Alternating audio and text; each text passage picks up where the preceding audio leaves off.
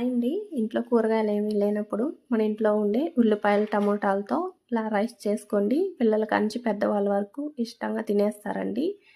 చూడండి, ఉల్లిపాయలు 2 తీసుకున్నాను, 3 టమోటాలు తీసుకున్నాను, 2 పచ్చిమిర్చి, కరివేపాకు, కొత్తిమీర తీసుకొని ఇవన్నీ శుభ్రంగా కడిగి ప్లేట్లో పెట్టుకొని ఇలాగ ఉల్లిపాయల్ని సన్నగా పొడవుగా ముక్కలకు కట్ చేసి పెట్టుకోండి.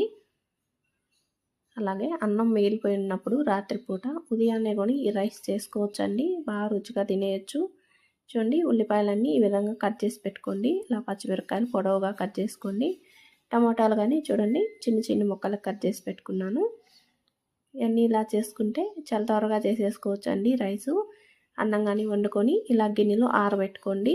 1 గ్లాసు బియ్యం వండుకున్నానండి. స్టవ్ వెలిగించుకొని కడాయి పెట్టుకొని ఒక 2 టేబుల్ స్పూన్ ఆయిల్ వేసుకోండి. ఆవాలండి ఒక 1/2 స్పూన్ వేసుకోండి.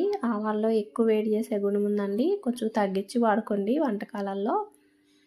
చూడండి, ఒక 1/2 టీ స్పూన్ జీలకర్ర వేసాను, 1 టీ స్పూన్ మినపప్పు, 1 టీ స్పూన్ శనగపప్పు, 1 రెమ్మ కరివేపాకు ఇలా వేసుకొని పోపు అంతా బాగా దోరగా ఫ్రై చేసుకోండి.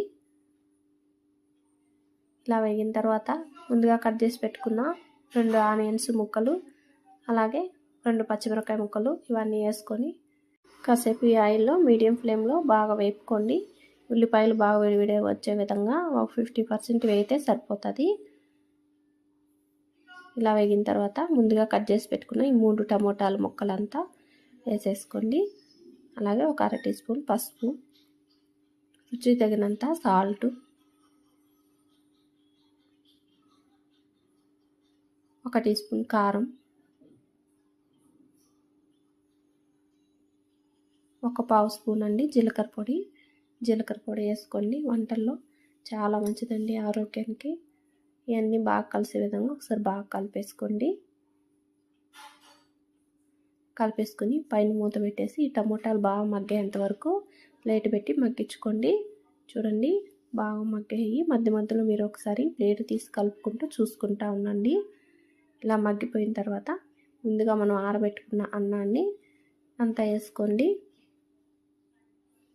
ఇలా వేసుకొని ఇప్పుడు ఇదంతా బాగా కలిసే విధంగా బాగా కలిపేసుకోండి.